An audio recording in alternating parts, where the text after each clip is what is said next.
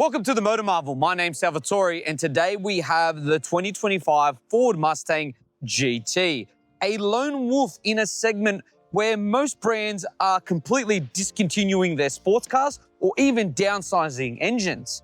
See, the Ford Mustang has had a considerable price increase compared to previous generations. So who is this Mustang really targeted towards? And is it still worth it? Don't forget to like and subscribe so you don't miss another time we make an upload like this. Other than that, let's get on to the review.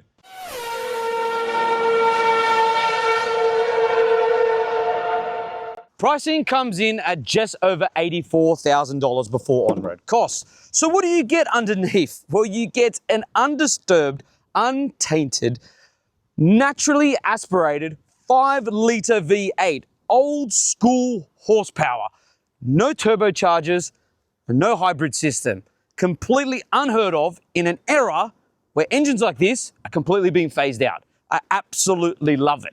How much power does this engine produce? 345 kilowatts, 550 newton meters of torque. It sends all that power through a 10-speed automatic transmission and rear-wheel drive, allowing this Mustang GT to sprint from 0 to 100 in just under 5 seconds.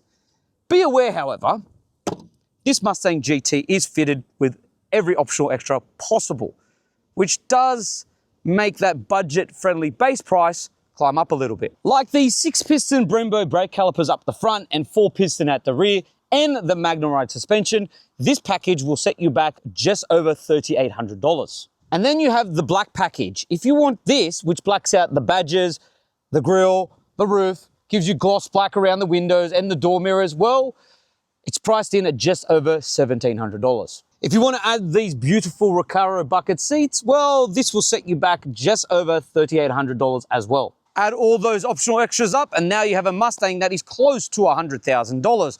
However, honestly, I highly recommend adding those options because the black pack adds to the aggressive styling, the brakes and the Magnum Ride suspension change the way the car performs, and those bucket seats, well, they keep you in place when you're having a lot of fun.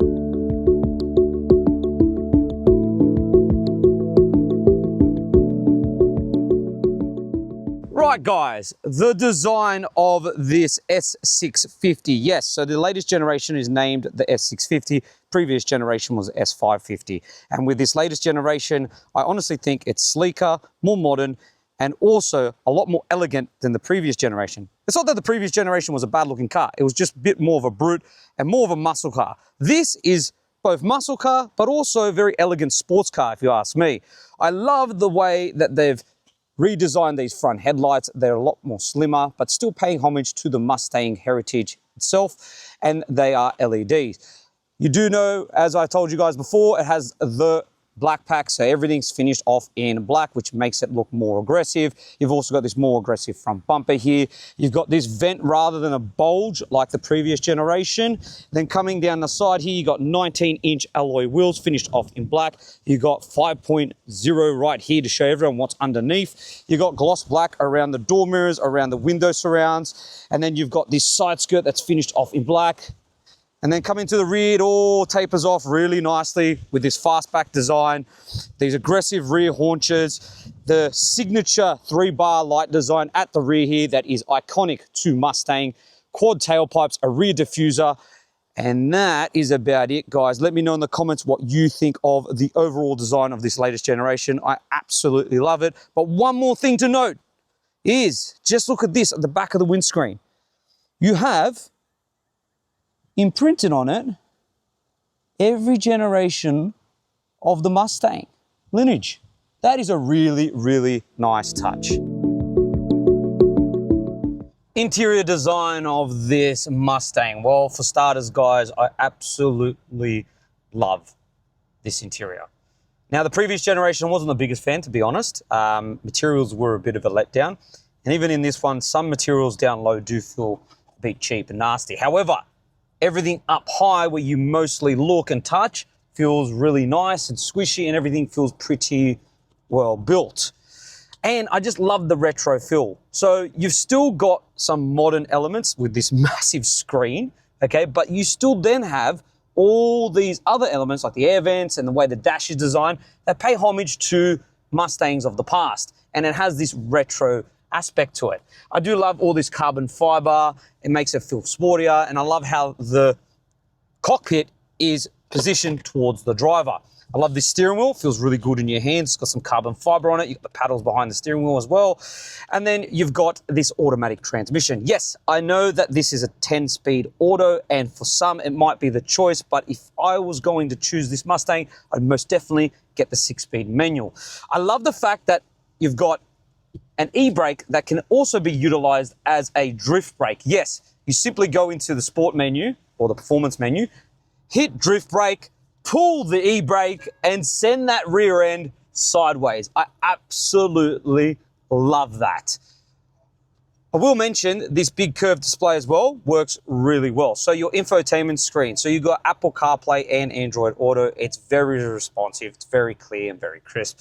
Your digital driver's display is so customizable and has everything you need.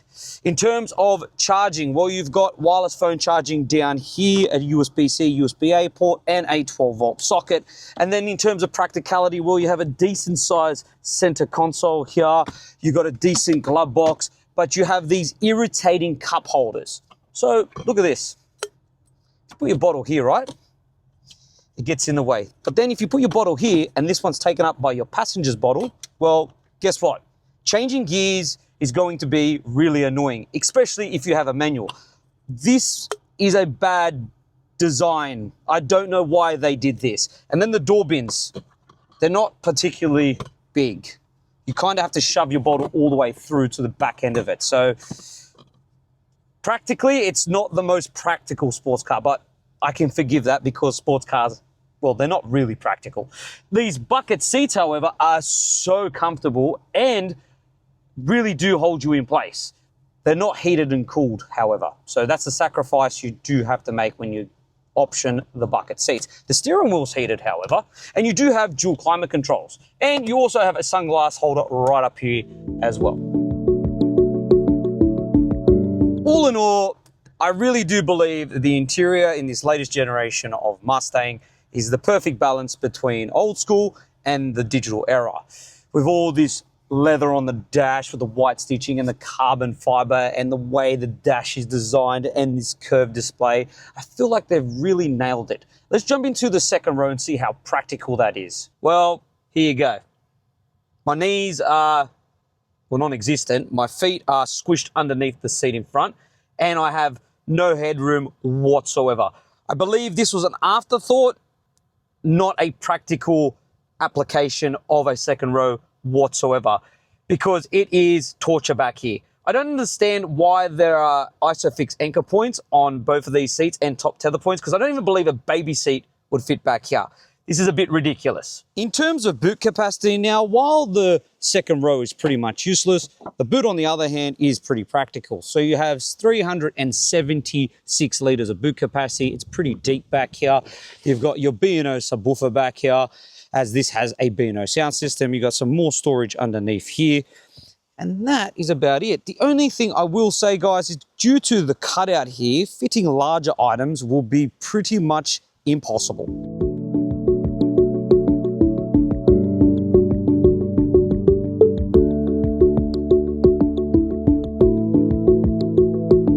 Okay, so it's part of the review where we have to read the safety features. So let's list them. Autonomous emergency braking with pedestrian and cyclist detection, adaptive cruise control and lane centering, blind spot assist, lane keep assist, rear cross traffic alert, post-collision braking, deployable bonnet. Okay, so now it's a James Bond car, so the bonnet does pop off. I've never heard of that. Reversing camera, rear parking sensors, and that is about it. So this is where all the fun happens, guys. So we go into features, and then we go into My Mustang, and in here you have everything that you can customize and make the Mustang react exactly how you want it to. So let's just look at the exhaust settings right here. So we have quiet, which I don't know why you would use. Then you have it kind of open, and in sport mode, it's a little bit more open, and in race mode, it's completely and utterly obnoxious. Just listen to this.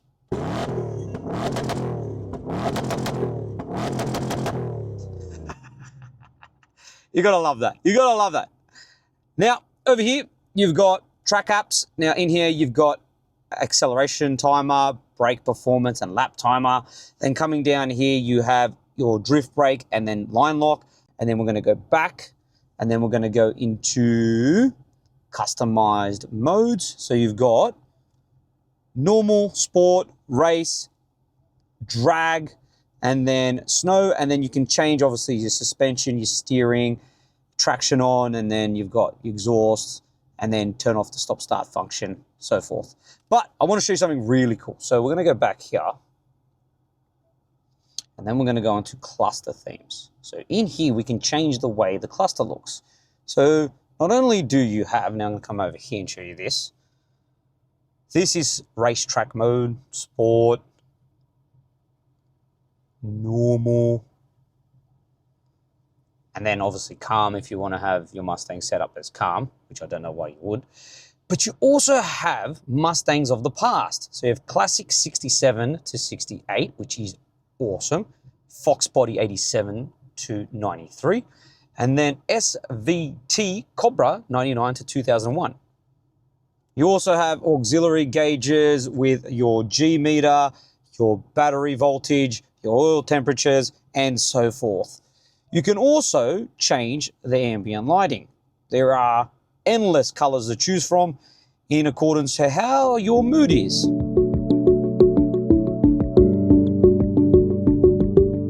Now, let's take this thing for a drive. So we have Nick with us. We do, so I'm very excited. This is the Mustang. Yeah. I've been looking forward to this for a while. So you didn't join us on the rest of the review like usual, but we do have you for the driving part. No need to take a bit of a dig there.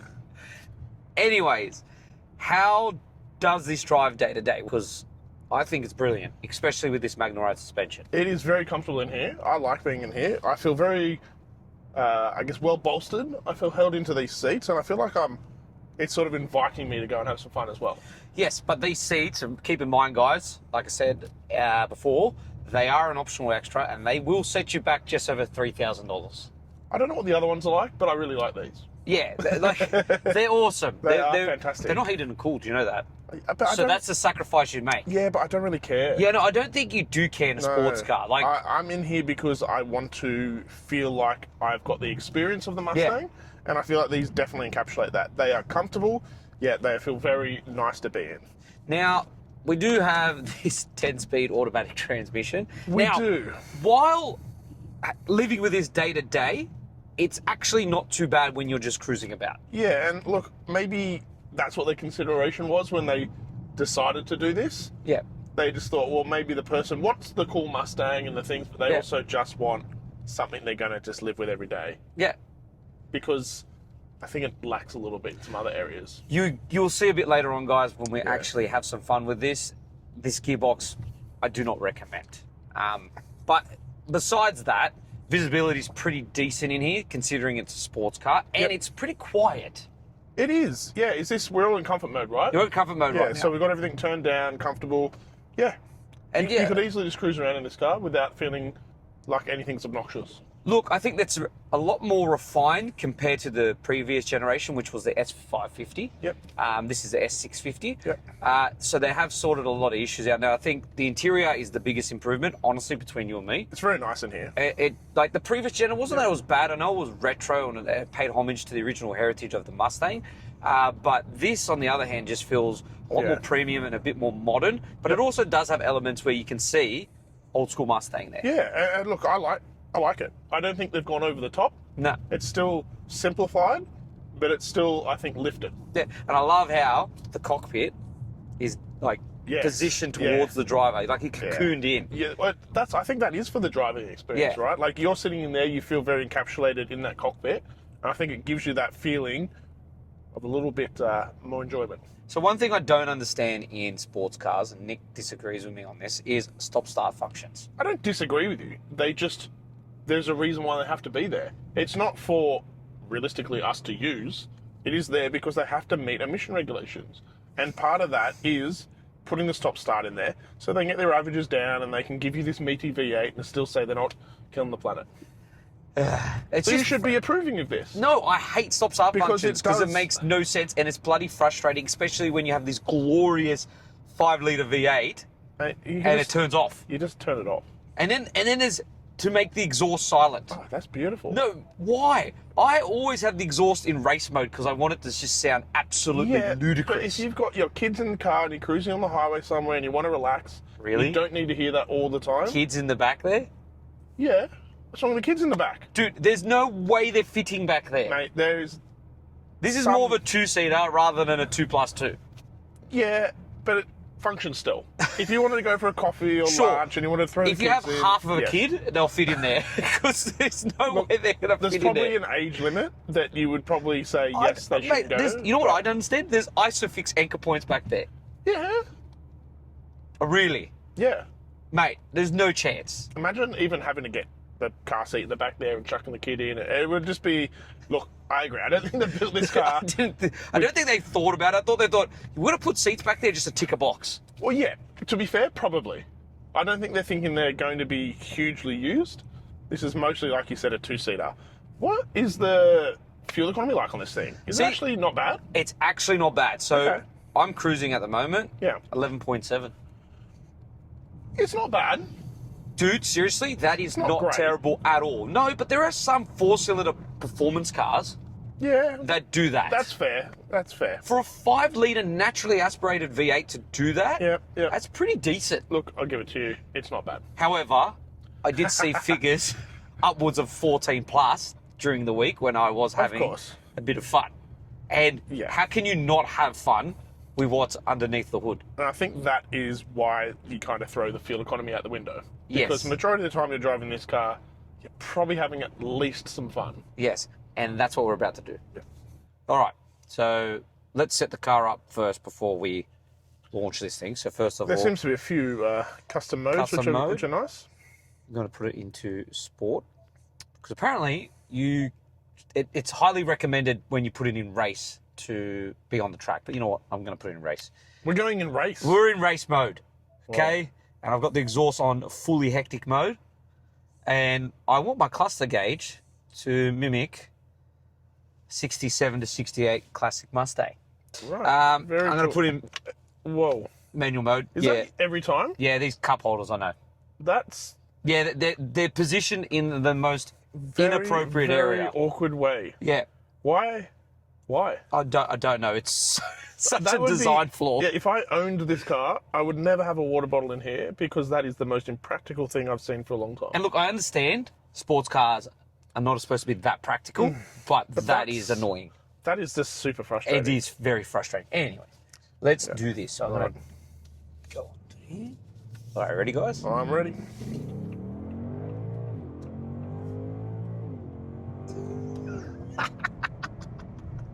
Not bad. Oh, come on. Yeah. I love a V8. You know what? I can forgive the cup holders now. Yeah. How good is a V8? Look, How good is a naturally aspirated V8? Yeah. Like, honestly, it is just so much fun. The noise this thing makes. yeah. It hauls. It hauls. In Yeah, manual yeah. mode, it hauls. And, Yeah. like, even in the corners, Yeah. it stays grounded. Like, it Yeah. really is a very, very good sports car. Yeah. The steering's well weighted. You know, the brakes are phenomenal. You got the 6-piston Brembos up front and the 4 at the rear. There's some big boys. They're big boys. They're big brakes. The independent rear suspension, the LSD, like this car just works so well in so many ways. I just absolutely love it, Nick. And what does Like, the Magnerite suspension do for it in the sports mode? so in the sports mode, it stiffens up the suspension. It makes it Yeah. more, it's better at staying grounded, and you feel it in the corners. You don't feel like it's trying to kick itself out, but if you do want it to kick out, you I most can- definitely can make a Mustang kick I out. can imagine it would, that's for sure. So you most definitely can do that. It feels like the body roll's gone too. Like Yep, there's no a little body bit, roll. Yeah, a little Doesn't bit there, feel but not boaty. anymore. Like Yeah. most muscle cars feel a bit boaty. Let's be True. honest. This doesn't. No. It feels a bit more like composed. Honestly, Yep.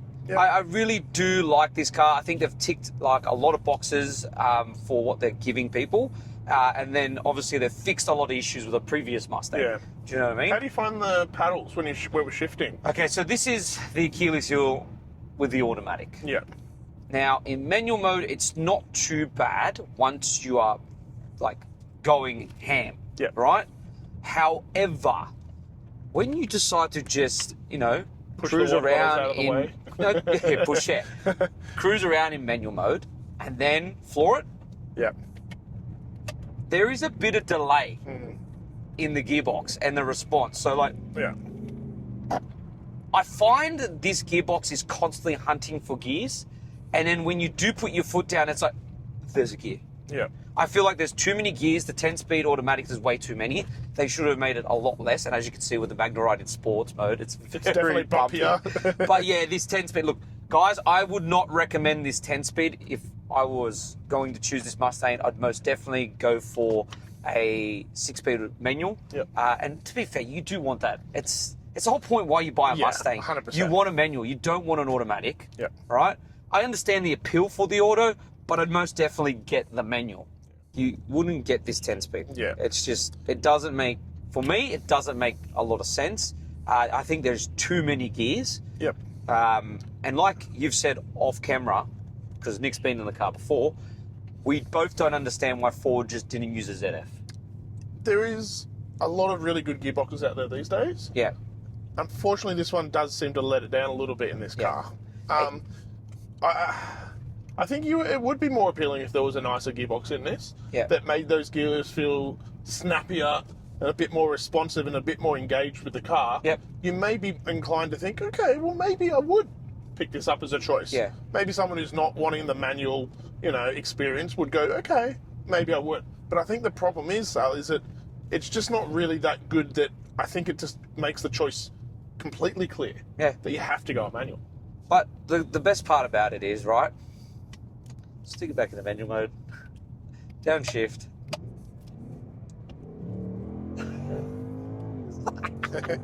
Bro, it doesn't get old. Yeah. It literally doesn't get old. Yeah. So 0 to 100, by the way, is dealt with in just under 5 seconds, which is pretty fast. Pretty but quick. What I love, and Yes. the Tell thing us what is, you love, Sal. try to, in your head right now, find a car, like try to think that exists right now that has a naturally aspirated V8. Yeah, I don't think there's a single one, is there? There's not right now.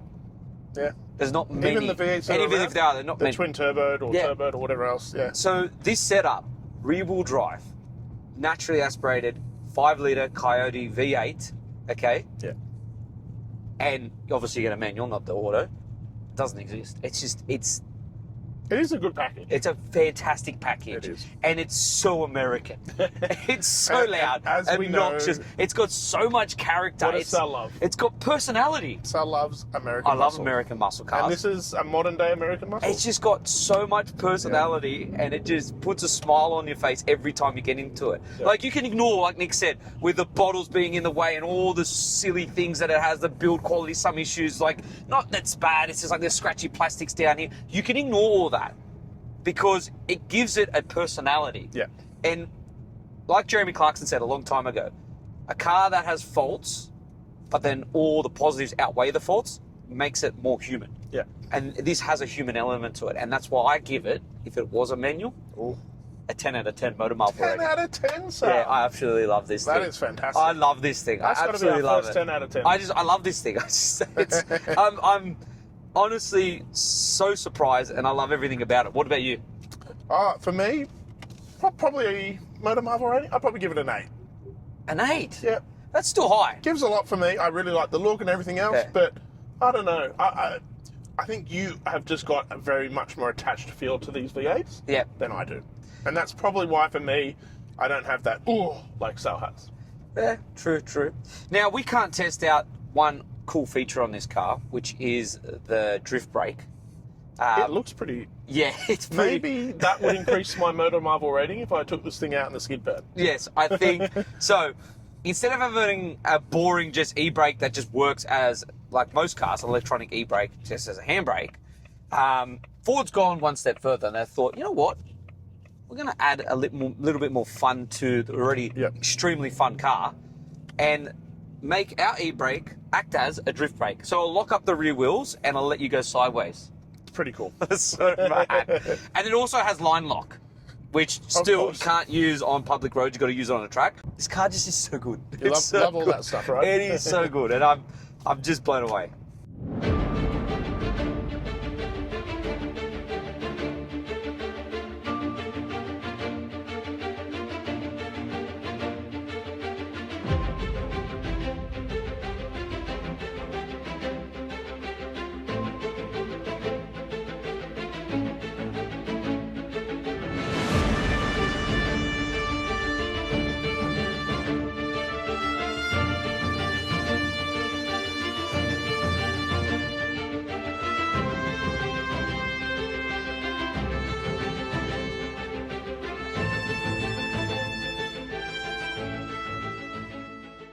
So what's my final verdict? What is your final verdict, Sale? Is this the last of the great V8s of our era? What do you think?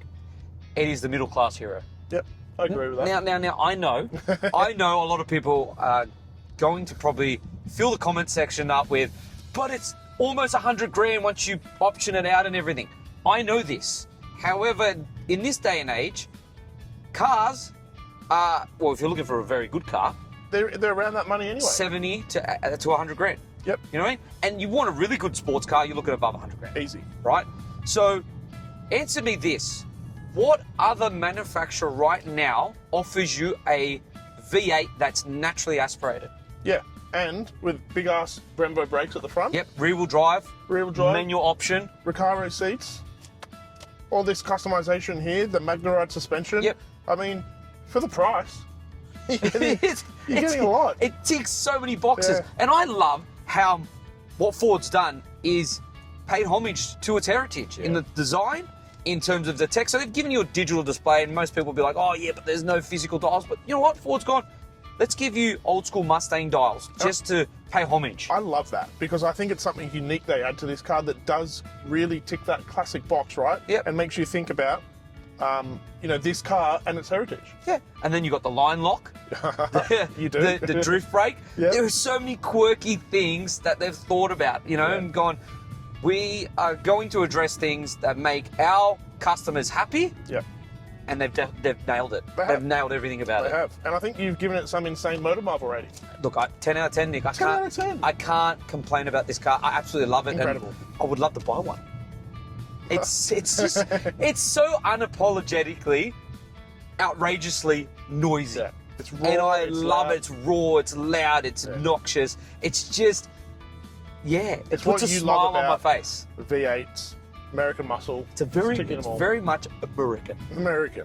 And for that, if you're looking for something that's completely different right now and sounds absolutely ludicrous, this is the car for you. 100%.